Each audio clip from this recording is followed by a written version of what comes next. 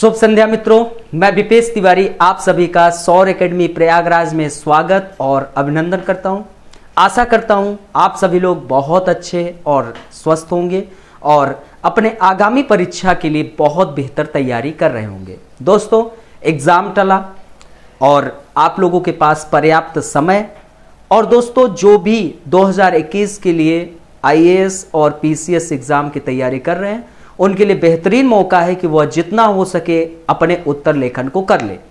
वैकल्पिक विषय की हमेशा एग्जाम निकालने में बहुत ही महत्वपूर्ण भूमिका रही और आगे भी यह बना रहेगा। जब तक वैकल्पिक विषय है तब तक इसकी महत्वता हमेशा बरकरार रहेगी। दोस्तों, आप कितना भी वैकल्पिक विषय को बहुत अच्छे से पढ़ लें, बहुत अच्छे से आपके टॉपिक तैयार है, अगर आप बेहतर रूप से यूपीएससी के या पीएससी एग्जाम के पूर्व जो पूछे गए प्रश्नों का अगर उत्तर लेखन नहीं करते हैं तो आपकी तैयारी अधूरी है।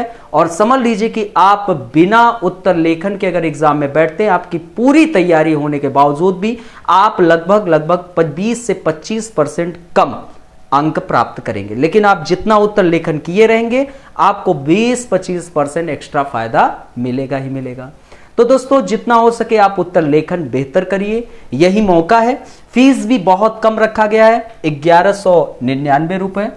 बहुत ज्यादा आप लोगों के लिए फीस भी नहीं रखा गया है, 1199 रुपए। और जो भी विद्यार्थी अगर 10 जून से पहले जो भी विद्यार्थी एडमिशन लेता है तो उसको 10% डिस्काउंट सौर एकेडमी आपको दे रहा है। ठीक है, 10% का डिस्काउंट। दोस्तों, यह बेहतरीन मौका है। जो भी विद्यार्थी हमसे अगर सोशियोलॉजी पढ़ा हुआ है उसके लिए भी एक बेहतरीन मौका है, राइट। और दोस्तों, कोई बहुत ज्यादा फीस नहीं है। आप कोई बुक भी खरीदने जाएंगे उत्तर लेखन के, पहली चीज तो घटिया बुक है जो आप लोग देखते हैं, बिल्कुल बेकार उत्तर लेखन है, तो उनसे बचिएगा। आप बुक भी खरीदेंगे तो लगभग 300 से 400 रुपए का आपका बुक ही मिल जाएगा, तो कोई जरूरत नहीं इसमें पैसा वेस्ट करने की। आप लोगों को 1199 रुपए में चीजें मिल रही हैं, उसका बस लाभ उठाइए। जो भी मैं बोलूं समझाऊं समझिए। और जो उत्तर लेखन में मैंने बताया कि तथ्य, तार्किकता, कसावट, सरल भाषा, हर एक चीज को समझकर प्रयोग करिए, राइट। आज मैं आप लोगों को बताया हूं कि हमारा लोग का डिस्कशन कहां पर चल रहा है। समाज शास्त्र विद्या शाखा जो टॉपिक है अभी हम वहां पर डिस्कशन आप लोगों से कर रहे हैं। समाज शास्त्र विद्या शाखा जो प्रथम प्रश्न पत्र में फर्स्ट पेपर में आप लोगों का यह यूनिट फर्स्ट है, जिसमें आपके 3 टॉपिक दिए गए हैं। 3 टॉपिक, उससे संबंधित जो भी 2013 से 2020 तक, कोशिश यही है कि 2010 से किया जाए। 2010 से 2020 तक जितने भी पूछे गए प्रश्न हैं उन पर हम अधिक रूप से विचार विमर्श कर रहे हैं, अधिक से अधिक आपको समझा रहे हैं। और मेरा प्रयास यह भी रहेगा कि आप लोगों को कुछ बेहतर क्वेश्चन भी दिया जाए ताकि आप अपने उत्तर लेखन को भी अच्छी तरीके से करें, राइट। तो चलिए, आज आपसे जो प्रश्न डिस्कस करने वाले हैं वह प्रश्न है 2016 का, जो आपकी यूनिट फर्स्ट से पूछा गया। कब पूछा गया? 2016 में पूछा जाने वाला एक बेहतरीन प्रश्न जिस पर आप लोगों से डिस्कस करेंगे। 2016 में आईएएस में यूपीएससी एग्जाम में पूछा जाने वाला एक प्रश्न है, उस पर हम आप लोगों से डिस्कस करेंगे और आप लोगों को बताएंगे। प्रश्न था, समाज शास्त्र मुख्यतः आधुनिक समाजों का अध्ययन करता है, अध्ययन है, विवेचना कीजिए। समाज शास्त्र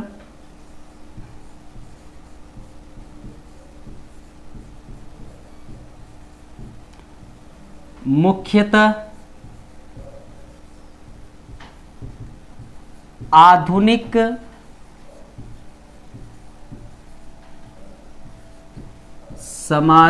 समाज का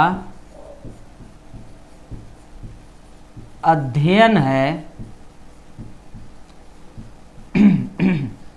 विवेचना कीजिए। क्या पूछा गया है? विवेचना कीजिए।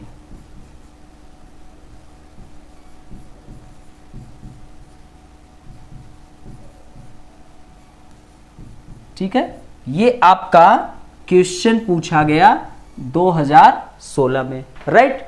तो हमने आपको विवेचना में बताया है कि जो तथ्य होते हैं उनका तर्क वितर्क पूर्वक आपको जांच करना है।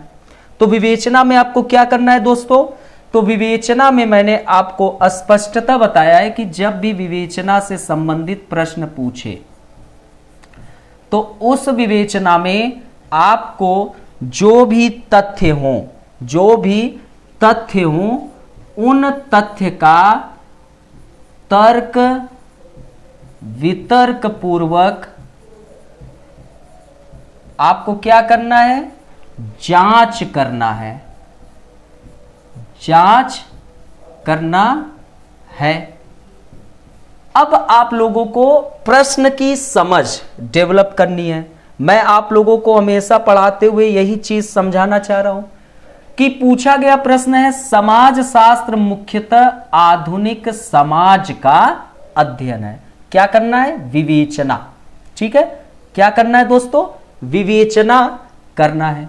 हमने आपको बताया कि प्रश्न को समझने के लिए आपको अध्याय के अंश को पकड़ना है और अंश के सेट्स को समझना है, फिर उसके बाद कीवर्ड्स पर ध्यान देना है और फिर प्रश्न को खंड में बांट लेना है। और जब भी प्रश्न लिखेंगे उसमें तथ्य हो, साथ में तार्किकता भी मौजूद होनी चाहिए। लिखते वक्त दोहराव से हमको बचना है, दोहराव बिल्कुल भी ना मौजूद हो, टू द पॉइंट जवाब देना है। और फिर उसके बाद किसी भी प्रकार का सतही जवाब नहीं देना है, इससे भी हमको बचना है।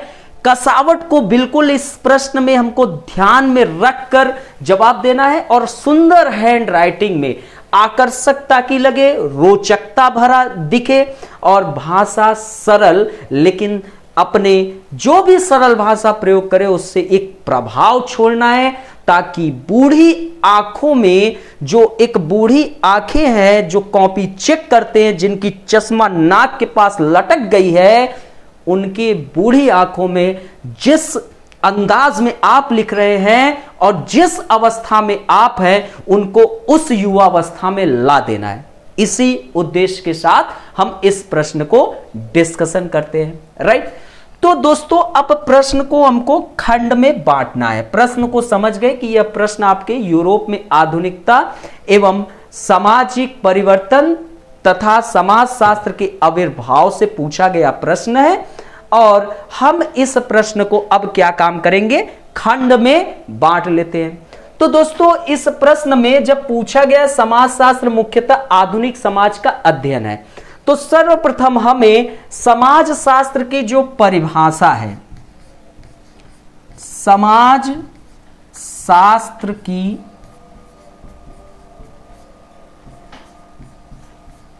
परिभाषा, इस समाजशास्त्र की परिभाषा को हम लोगों को कितने परसेंटेज? 20% में समझाना है। 20% हमको समाजशास्त्र की परिभाषा में टाइम देना है कि समाजशास्त्र की जो परिभाषा है उसको 20% में समझा देना है। फिर उसके बाद आधुनिक समाज में इसके उत्पत्ति का परिदृश्य क्या है? आधुनिक समाज में, एक मिनट, ठीक है।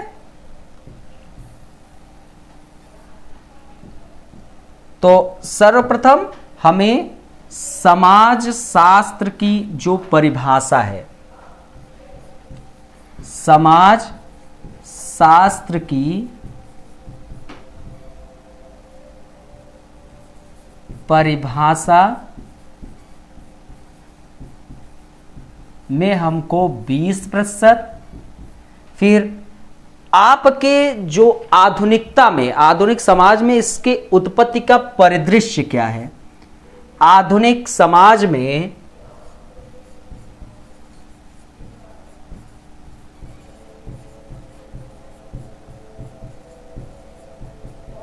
इसके उत्पत्ति का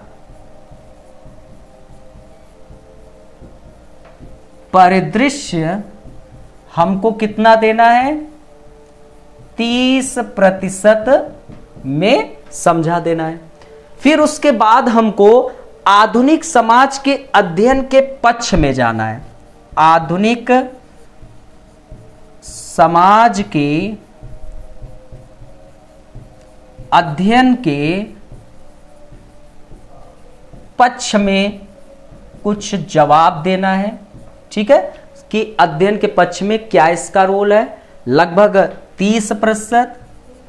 फिर उसके बाद विपक्ष में जवाब देकर एक निष्कर्ष में पहुंचना है, और फिर उसके बाद यह 30, 30, 60, 20, 80, 20% में इस चीज को कंप्लीट करना है।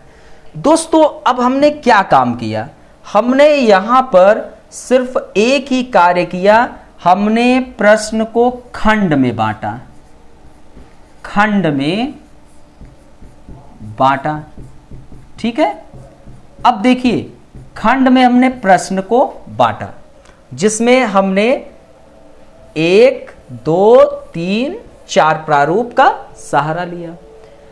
दोस्तों विवेचना के कारण लिखा गया है तर्क, तथ्य का तर्क वितर्क पूर्वक जांच करना।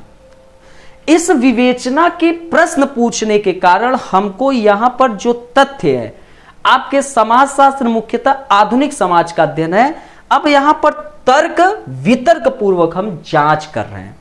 तो हमने समाजशास्त्र की परिभाषा इसी कारण 20% में दे दिया, आधुनिक समाज में इसके उत्पत्ति के परिदृश्य को 30% में समझा दिया, आधुनिक समाज के अध्ययन के पक्ष जो है 30% और विपक्ष एवं निष्कर्ष 20%।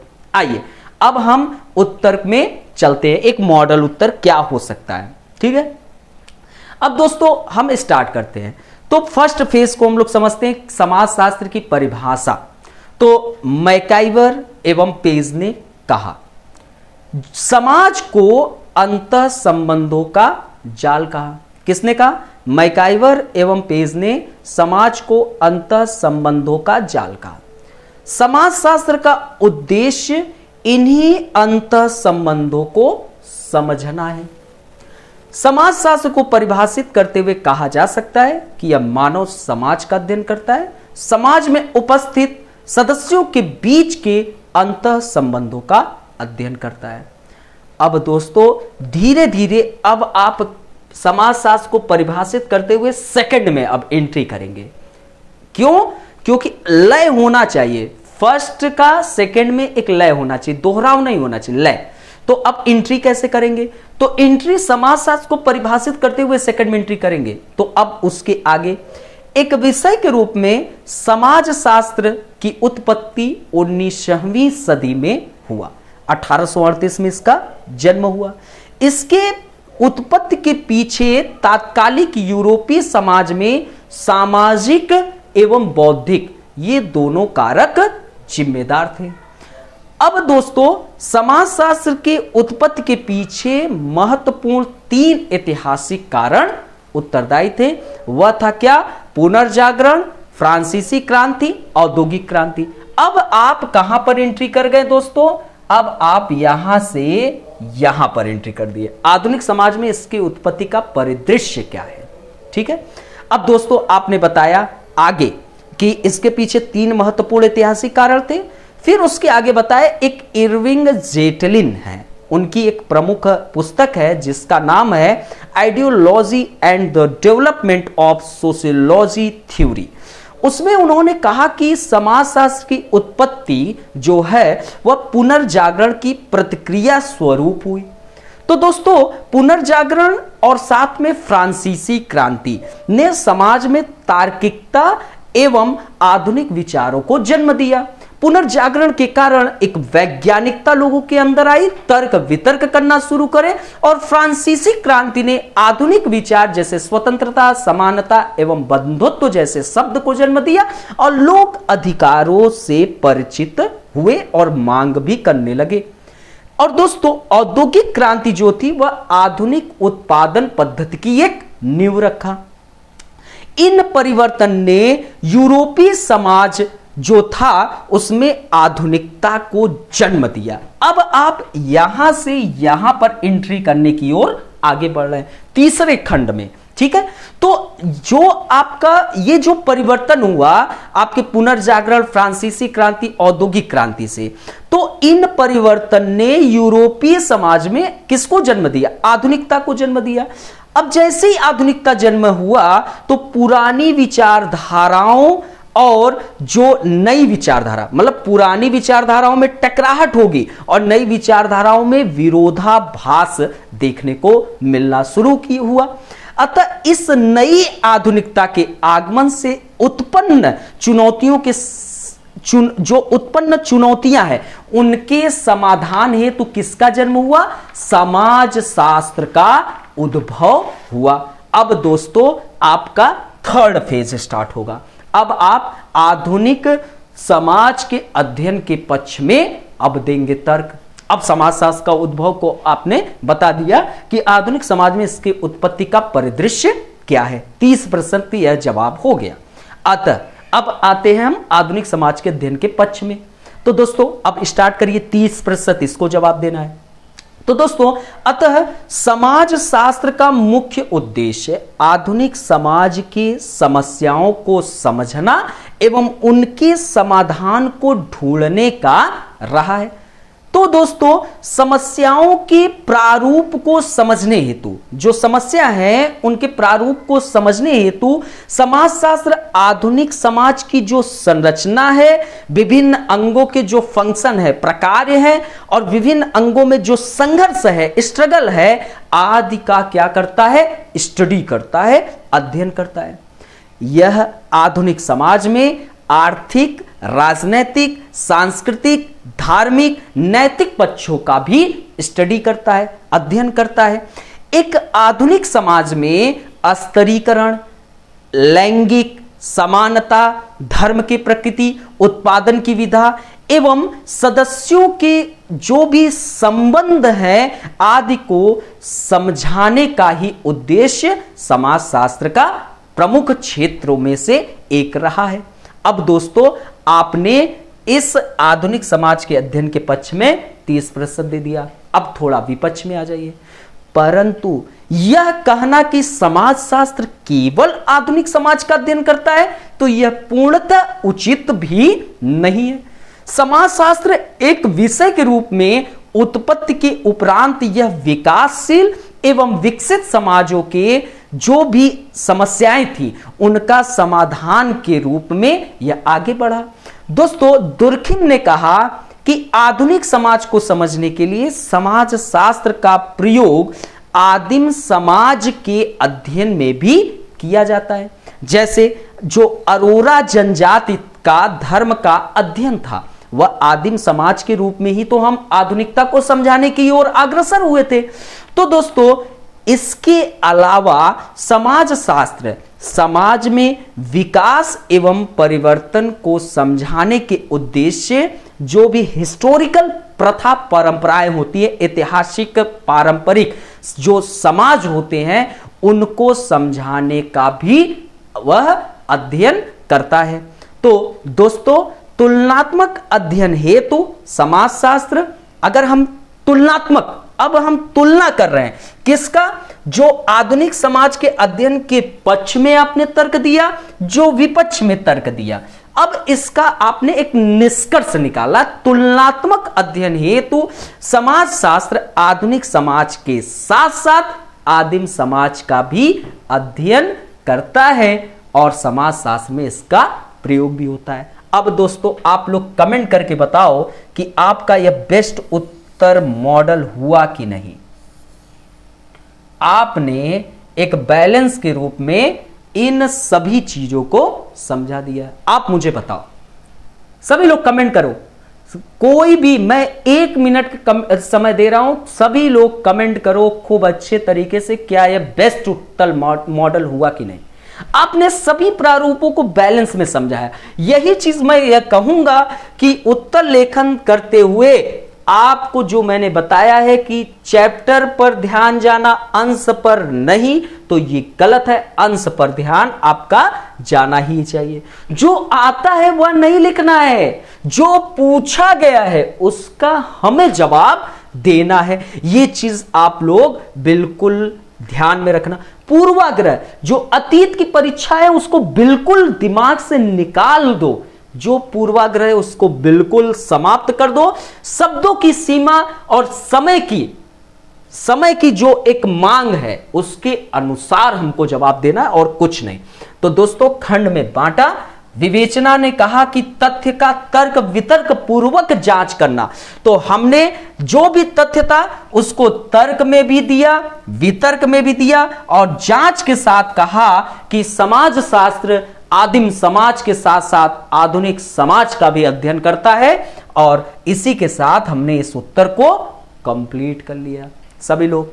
ठीक है, किसी को कोई भी दिक्कत हो तो जरूर कमेंट करना। ठीक है, अब दोस्तों हम दूसरा प्रश्न आप लोगों से डिस्कस करेंगे। यह प्रश्न 2017 का है।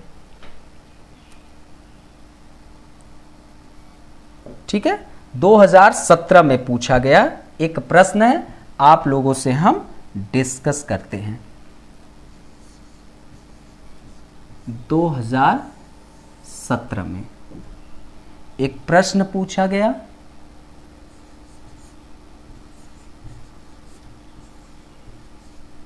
ठीक है, और प्रश्न है, स्पष्ट कीजिए कि समाजशास्त्र किस प्रकार से, स्पष्ट कीजिए कि समाजशास्त्र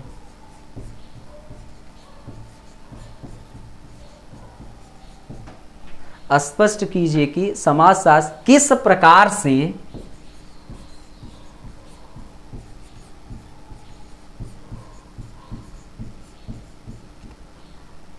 तर्कवाद एवं बुद्धिवाद। बहुत शानदार प्रश्न पूछा गया है और इसका जवाब भी आपके पास मौजूद है। तर्कवाद व वैज्ञानिक मिजाज पर, तर्कवाद व वैज्ञानिक मिजाज। ठीक है, तर्कवाद व वैज्ञानिक मिजाज पर आधारित एक सुस्पष्ट, पर आधारित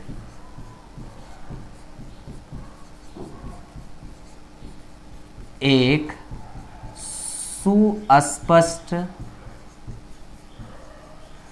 ठीक है, एक सुस्पष्ट विषय के रूप में उभर कर आया, विषय के रूप में उभर कर आया।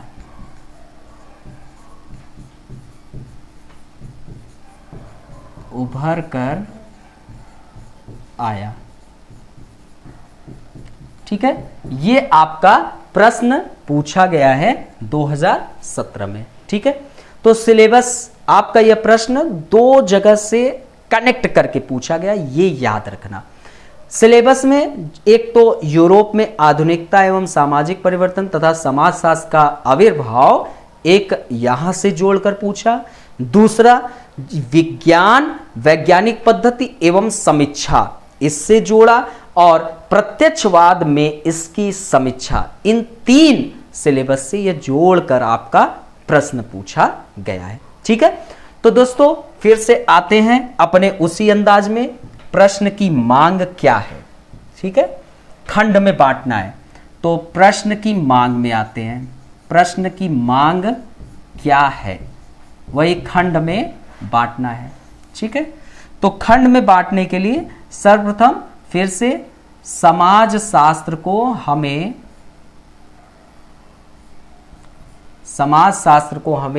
20% में समझा देना है पहले। ठीक है, समाज शास्त्र को हमको कितने 20% हमको टाइम लेना है समाज शास्त्र को समझाने में। ठीक है, थोड़ा हैंग कर रहा है, वेट। समाजशास्त्र को परिभाषित 20%। ठीक है, 20% में हमको समाजशास्त्र को परिभाषित करता है। अब इसके उत्पत्ति के कारण जो हैं उसको हमें इसके उत्पत्ति के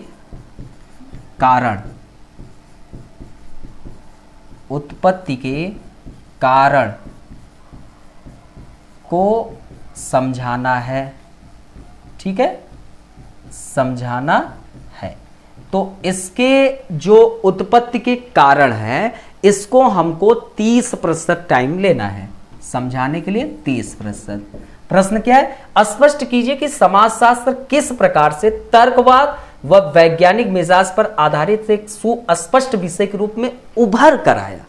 तो जैसे ही पूछा गया उभर कर कैसे आया, तो पहले भैया हम समाजशास्त्र को बता दें कि भैया क्या है समाजशास्त्र थोड़ा सा, फिर बता दें कि भैया ये जो उत्पत्ति हुई इसके कारण को हम समझाएंगे।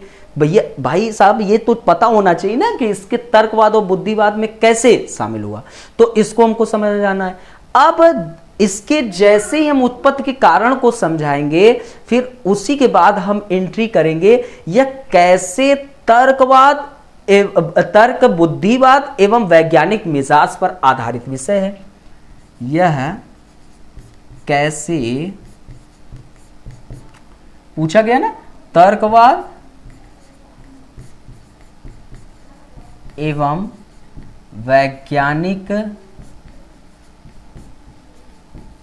मिजाज पर आधारित विषय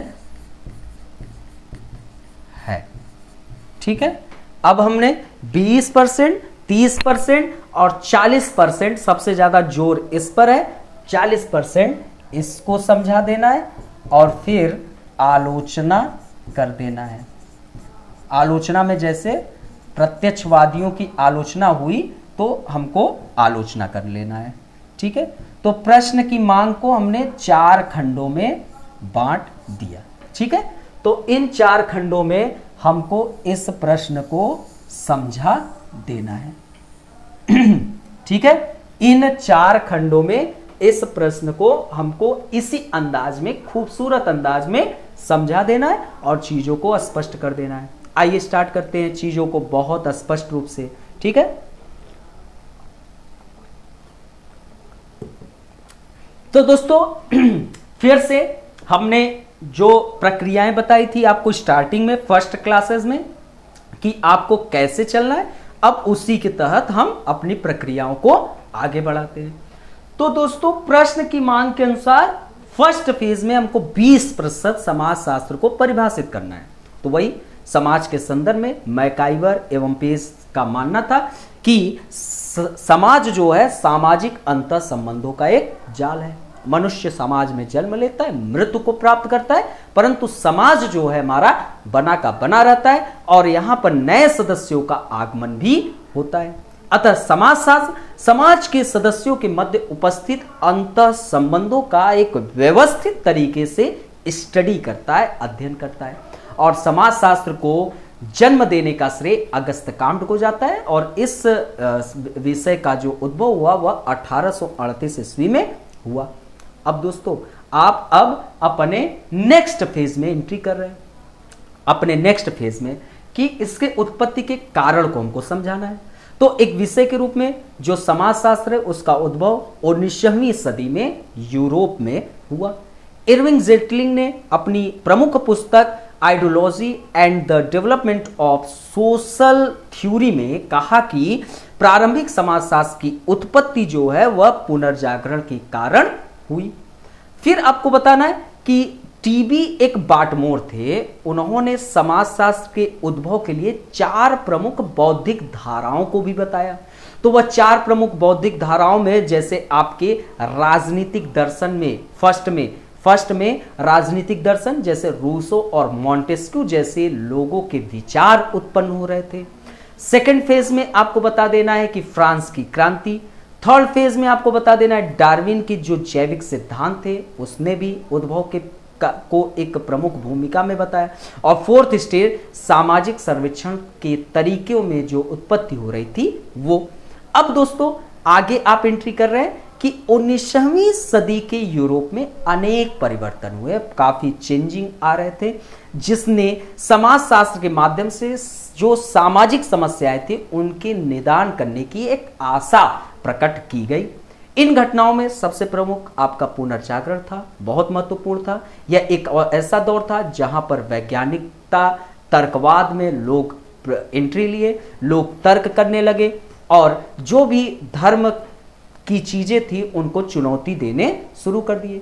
समाज में क्या हुआ, व्यक्तिवाद एवं तर्कवाद ने क्या लिया, तर्कवाद ने केंद्र में बन गए। ठीक है, अब जहां रूसो और जो मॉन्टेस्क्यू जैसे विद्वान थे, राजनीतिक दर्शन थे, उन्होंने उनके जो भी राजनीतिक विचारधाराएं थी वह बिल्कुल तर्कवाद पर आधारित थी। और एडम स्मिथ जो थे, रिकार्डो जो थे, उन्होंने आर्थिक अवधारणाएं भी दी। अब दोस्तों आपने इसकी उत्पत्ति के कारण को समझाते हुए अब धीरे धीरे आप एंट्री कर रहे हैं यह कैसे तर्कवाद एवं बुद्धिवाद में है।